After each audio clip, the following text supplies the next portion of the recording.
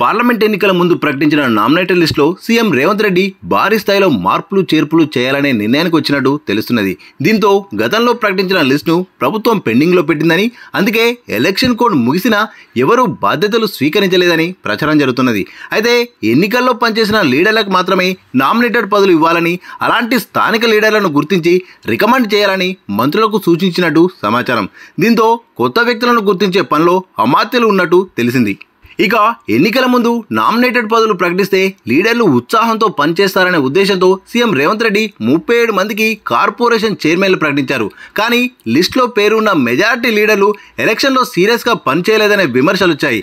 ఎలాగూ పదవి దక్కిందనే ధీమాతో పార్టీ అభ్యర్థుల విజయం కోసం పనిచేయకుండా కొందరు ఇంటికే పరిమితం అవగా మరికొందరు ఫ్యామిలీతో విహారయాత్రలకు వెళ్లారనే ఆరోపణలున్నాయి.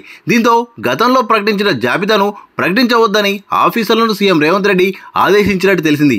పదవి దక్కడంతో పార్టీ కోసం పనిచేయకుండా మోసం చేసిన లీడర్లకు CM Revanth Reddy shock treatment ఇవ్వాలనే నిర్ణయానికి వచ్చారనే టాక్ పార్టీలో ఉంది. ఇక లోక్సభ ఎన్నికల్లో ఎవరు పనిచేశారు, ఎవరు పని చేయలేదు అనే కోణంలో సీఎం రేవంత్ మంత్రుల నుండి సలహాలు, సూచనలు తీసుకుంటున్నట్టు తెలుస్తున్నది.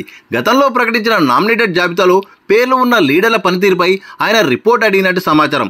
అలాగే ఎన్నికల ఇన్ఛార్జిగా ఉన్న నేతల నుండి ఫీడ్బ్యాక్ తీసుకున్న తర్వాతే కొత్తగా నామినేటెడ్ పోస్టులను ప్రకటించే ఛాన్స్ ఉన్నట్టు తెలుస్తున్నది. పనిచేయని లీడర్లకు పదవులు ఇస్తే కష్టపడి పనిచేసిన నేతల నుండి విమర్శలు వస్తాయనే ఉద్దేశంతో అన్ని కోణాల్లో క్రాస్ చెక్ చేసుకున్న తర్వాతే పోస్టులు భర్తీ చేయాలని సీఎం భావిస్తున్నట్టు ఆయనకు క్లోజ్గా ఉండే ఓ పీసీసీ లీడర్ వివరించారు.